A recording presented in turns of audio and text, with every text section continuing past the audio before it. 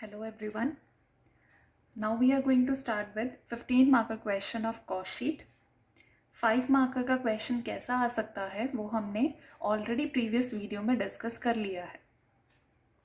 अब 15 मार्कर के क्वेश्चन की अगर बात की जाए तो कॉस्ट शीट में डिफरेंट टाइप्स ऑफ क्वेश्चंस आ सकते हैं. कई बार आपको परसेंटेज की फॉर्म में फिगर्स दी होंगी जो क्वेश्चन हम अभी सॉल्व करने वाले हैं. कुछ क्वेश्चंस में आपको opening closing material, opening closing work in progress, opening closing finish goods का स्टॉक दिया होगा और कुछ केस में नहीं दिया होगा. कुछ क्वेश्चंस ऐसे हैं जहां पर हमें पर यूनिट कॉस्ट कैलकुलेट करनी होगी और कुछ में वो कैलकुलेट नहीं की जा सकती क्योंकि क्वेश्चन में इंफॉर्मेशन मिसिंग है रिगार्डिंग नंबर ऑफ यूनिट्स. तो ये सब कुछ क्वेश्चन टू क्वेश्चन डिपेंड करता है कि कैसे 15 मार्क्स के क्वेश्चन को सॉल्व किया जाता है. The very first of its kind is question number 2. A company submits the following data as on 31st March 2015. अब हमें बताया गया है कि उसकी सेल्स हैं 2,75,000 की. इन्वेंट्रीज हमें 1st of April 2014 बताया गया है. मटेरियल है 3,000. वर्क इन प्रोग्रेस और फिनिश गुड्स के भी रिस्पेक्टिव स्टॉक्स बताए गए हैं. अब हमें जो ये डेटा बताया है it is given on 1st April.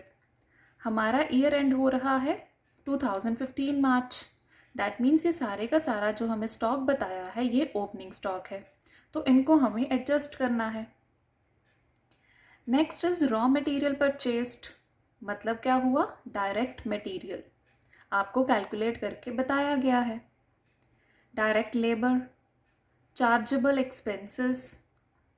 Inventories दी गई हैं एज ऑन 31st March 2015 तीनों की. मतलब ये वो इन्वेंट्रीज हैं जो क्लोजिंग का पार्ट होंगी. और आपको अदर एक्सपेंसेस का डेटा गिवन है. फैक्ट्री ओवरहेड्स हैं at the rate 50% of direct labour. Administrative overheads हैं at the rate 10% of works cost. Selling overheads हैं at the rate 5% of sales. और हमें बोला गया है कि हमने कॉस्ट शीट प्रिपेयर करनी है for this question. This is the very easiest 15 marker sum of cost sheet. इससे ज़्यादा इजी सम अभी तक कोई भी पॉसिबल नहीं हुआ है. The only thing which you need to solve this sum is the specimen of cost sheet जो हमने एक वीडियो में डिस्कस किया था. अगर आपके पास वो पूरे का पूरा फॉर्मेट पड़ा है या आपने वो लर्न कर लिया है then it is very easy to solve questions like this. Now let's start solving the questions.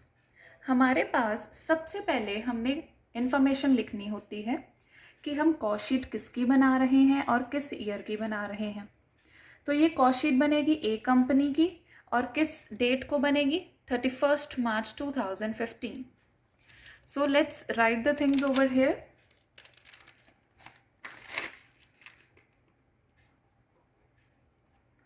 Cost sheet of a company as on 31st March 2015. अब हमें पूरे क्वेश्चन में कहीं पर भी नंबर ऑफ यूनिट्स नहीं बताए गए. दैट मीन्स अगर मैं यहाँ पर कॉलम बनाऊँ तो सिर्फ और सिर्फ टोटल अमाउंट का कॉलम बनेगा बट पर यूनिट कॉस्ट यहाँ पर कैलकुलेट नहीं हो सकती है. पर यूनिट कॉस्ट उन्हीं केसेस में कैलकुलेट हो पाएगी जिन केसेस में हमारे पास पर यूनिट वाइज कोई डेटा गिवन है कि आपके पास इतने यूनिट्स थे. अगर हमें वो यूनिट्स का डेटा गिवन नहीं है we can not calculate per unit cost. हमें कैसा क्वेश्चन सॉल्व करेंगे तब आपको सारे का सारा आइडिया हो जाएगा. Now start with the very first thing. सबसे पहले हम पोस्ट करते हैं मटेरियल को. अब यहाँ पर रॉ मटेरियल परचेस्ड है, कंज्यूम्ड नहीं है. मैंने आपको क्वेश्चन की स्टार्टिंग में बताया था कि ये कंज्यूम्ड है but no, it is raw material purchased. और अगर मैं पूरे के पूरे क्वेश्चन को चेक करूं, मुझे कहीं पर भी डायरेक्ट मटेरियल नहीं दिया गया है। अब हमें पता है, अगर हमारे पास परचेज हो रॉ मटेरियल की, मटेरियल का ओपनिंग स्टॉक हो, मटेरियल का क्लोजिंग स्टॉक हो, तो हम डायरेक्ट मटेरियल या फिर रॉ मटेरियल कंज्यूम्ड कैलकुलेट कर सकते हैं इन आवर क्वेश्चन। तो हम वही सबसे पहले कैलकुलेट करेंगे।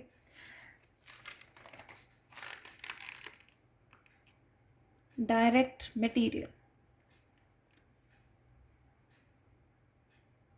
Because it is not given directly, तो हम यहाँ पर लिखेंगे raw material consumed.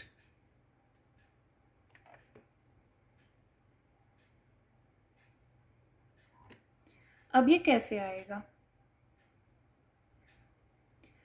Firstly, opening stock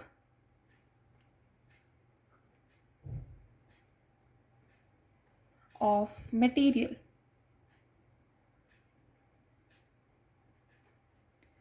उसमें हम ऐड करेंगे परचेज ऑफ मटेरियल। फॉर्मूला आपको बताया था, opening stock of material plus purchase of material plus any expense which you incurred on purchase of material minus closing stock minus sale of scrap.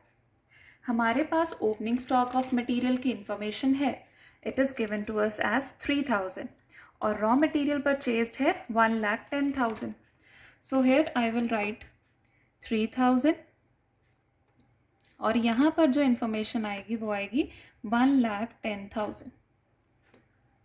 अब यहाँ पर next add होना चाहिए था direct materials के ऊपर जो भी परचेज हुआ है, फ्रेट, कैरिएज इनवर्ड, बट पूरे के पूरे क्वेश्चन में हमें मटेरियल परचेज के ऊपर जो भी खर्चा हुआ है वो गिवन नहीं है, तो we can't add that part. Subtract होगा आपका क्लोजिंग स्टॉक। अगर हम फॉर्मूले के अकॉर्डिंग चले, क्लोजिंग स्टॉक है मटेरियल्स का 4,000, तो हम यहाँ पर कर देंगे minus closing stock of material.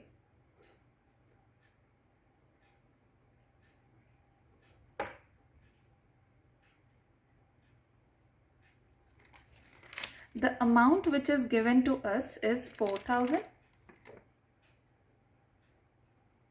ये होगी आपकी नेगेटिव, क्योंकि आपने इसको करना है subtract. So now let's write it out. ये हो जाएगा 1,13,000 minus 4,000, that is 1,09,000. This is the raw material consumed. अब नेक्स्ट जो डायरेक्ट मटेरियल के बाद आइटम आती है वो आती है डायरेक्ट लेबर। तो अब डायरेक्ट लेबर चेक करते हैं क्वेश्चन में गिवन है या नहीं given. It is given to us as direct labour. Direct labour के साथ जो चीज़ ऐड होती है वो होते हैं आपके डायरेक्ट एक्सपेंस। क्वेश्चन में अगर चेक करें तो डायरेक्ट एक्सपेंस लिखा नहीं हुआ, बट हमें एक एक्सपेंस बताया गया है chargeable expense. Chargeable expense is the second name of direct expense. Chargeable मतलब जो किसी एक कॉस्ट सेंटर को, एक प्रोडक्ट को आप एलोकेट या चार्ज कर सकते हो, मतलब डिस्ट्रीब्यूट कर सकते हो, तो वो एक्सपेंस हुआ आपका डायरेक्ट एक्सपेंस, यानी कि chargeable expense. That is given to us as 10,000. So direct labour and direct expense both are given to us.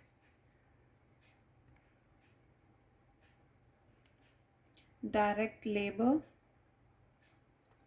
Add हो जाएगा एंड डायरेक्ट एक्सपेंस,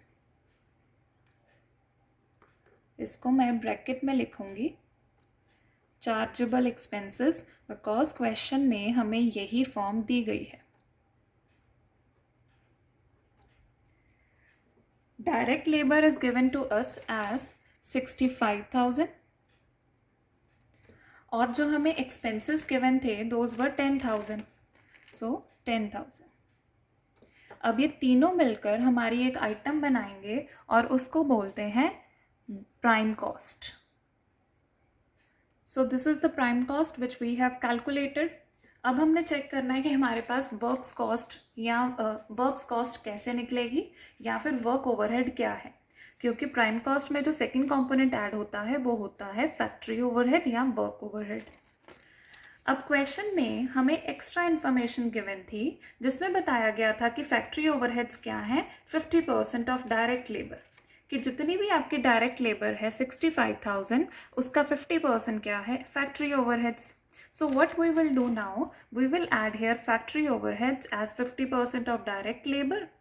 उसके बाद हमारे पास जो कॉन्स्टिट्यूएंट आएगा ऐड करने के बाद वो हो जाएगा gross works cost. Now you all need to pause the video.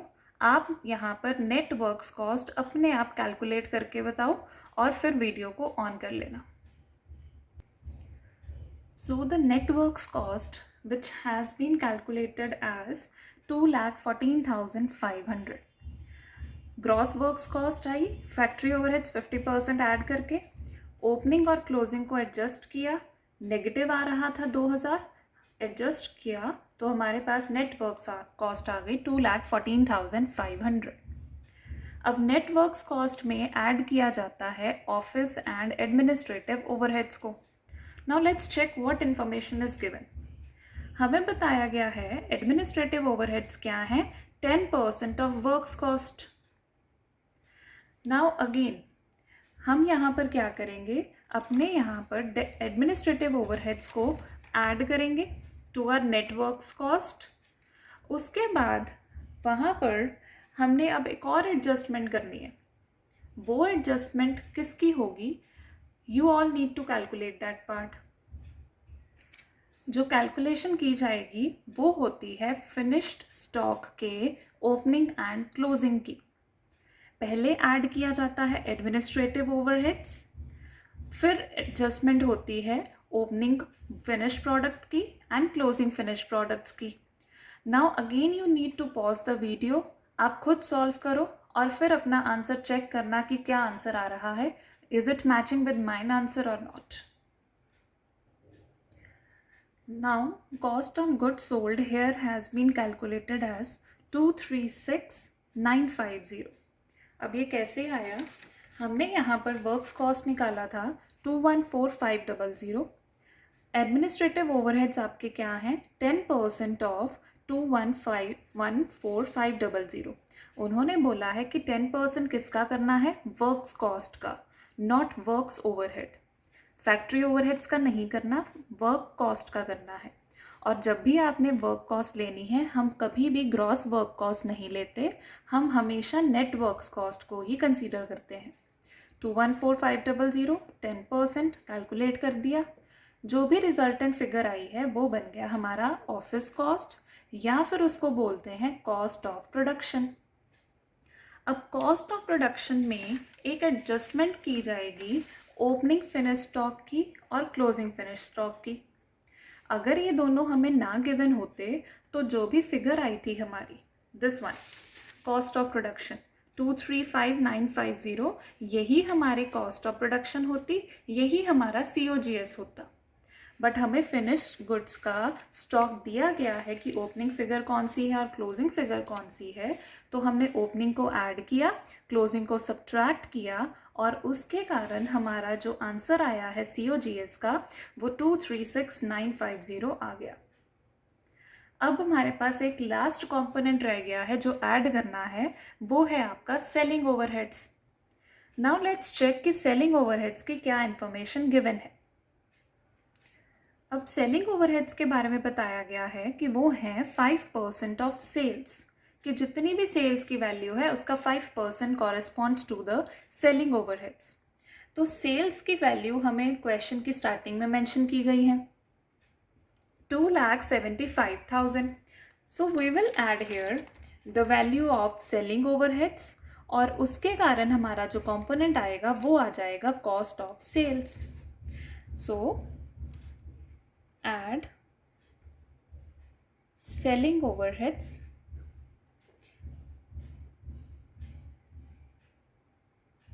अब आपको हर बार अगर कभी भी ऐसे परसेंटेज की फिगर में कोई ओवरहेड कैलकुलेट करना है तो उसकी इन्फॉर्मेशन ब्रैकेट में साथ में मेंशन करनी होगी इन द कॉस्ट शीट। अगर आप ये इन्फॉर्मेशन नहीं मेंशन करते हो तो आपके मार्क्स डिडक्ट हो सकते हैं। जैसे अभी सेलिंग ओवरहेड्स क्या है, 5% ऑफ सेल्स वैल्यू, तो मुझे यहाँ पर लिखना पड़ेगा 5% of 2,75,000 corresponds to sales value. तो ये आपकी वैल्यू आ जाएगी 13,750। 13,750 और जो भी रिजल्टेंट फिगर होगी दोनों का summation, that will give us cost of sales और you can say total cost, क्योंकि सेलिंग ओवरहेड्स के बाद कोई भी कॉस्ट ऐड करने के लिए बचती ही नहीं है। This is the last stage of any cost to be incurred on any product. तो कॉस्ट ऑफ सेल्स अब यहाँ पर अगर हम कैलकुलेट करें तो वो आ रही है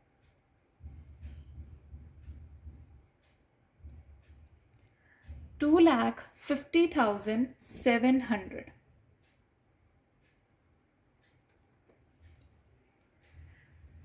अब यहाँ पर आप में से काफ़ी स्टूडेंट्स को लगेगा कि हमारा आंसर आ गया। नो, आंसर हमारा नहीं आया है। हमें कॉस्ट शीट को तब तक कंप्लीट करना है जब तक वो हमें प्रॉफिट या लॉस की वैल्यू ना दे दे। जो हमने प्रीवियस वीडियो में क्वेश्चन किया था उसमें तो हमने टोटल कॉस्ट तक कंक्लूड किया था, उसमें तो हमने प्रॉफिट निकाला ही नहीं। रीज़न ये था कि प्रीवियस क्वेश्चन में हमें सेल की वैल्यू नहीं थी गिवन थी, ना ही प्रॉफिट या लॉस की वैल्यू गिवन थी। बट इस क्वेश्चन में आपको एक बहुत बड़ी इंफॉर्मेशन क्वेश्चन की स्टार्टिंग में मेंशन्ड है। सेल्स फॉर द ईयर कितना है, 2,75,000। इसी वजह से इस क्वेश्चन में हमारा अभी भी आंसर नहीं आया है। We need to calculate the profit और लॉस। अब वो कैसे आएगा? सेल्स की वैल्यू गिवन है 2,75,000। अब difference of sale and total cost is called profit और लॉस। अब यहाँ पर क्लियरली पता चल रहा है कि हमारा क्या आ रहा है, प्रॉफिट, क्योंकि सेल की वैल्यू हायर है फ्रॉम द टोटल कॉस्ट। तो यहाँ पर difference of sale minus cost of sale will give you profit. तो वो वैल्यू कितनी आ रही है, 24,300, और ये दोनों का टोटल बनेगा आपका sales. And here your question gets completed. अगर आपको यहाँ पर सेल्स दी थी और फिर भी आप यहाँ पर प्रॉफिट कैलकुलेट नहीं करते हो और सिर्फ टोटल कॉस्ट तक अपना काम ख़त्म करके आ जाते हो, आपके 2 या 3 मार्क्स डिडक्ट होंगे, क्योंकि मैंने आपको कॉस्ट शीट के मीनिंग में ये क्लियरली बताया था कि कॉस्ट शीट हमें 3 चीज़ों का मीनिंग बताती है। एक ये स्टेटमेंट ऐसी है जो हमें बताएगी टोटल कॉस्ट कितनी है, वो हमें बता दिया गया। वो हमें बताएगी कि हमारा सेलिंग प्राइस कितना है, वो भी तो ज़रूरी है। और वो हमें बताएगी कि हमारा profit selling price per unit कितना है या कॉस्ट पर यूनिट कितना है। अब कॉस्ट पर यूनिट इसमें नहीं निकल सकती क्योंकि हमें नंबर ऑफ़ यूनिट्स की मैन्युफैक्चरिंग के बारे में कोई आइडिया नहीं है। बट हमें सेल्स तो दी हुई है, हमें कॉस्ट भी हमने निकाल ली है। So we need to calculate the profit और loss part if the information is given to us. So in this way a 15 marker question is solved, and it is the very easiest question which is of cost sheet. आप इसको दोबारा revise करो, solve it at your own, and a question for homework will be posted in your classroom. Do solve that question. With practice आपको ये सारी की सारी चीज़ें क्लियर होती जाएंगी. Thank you so much.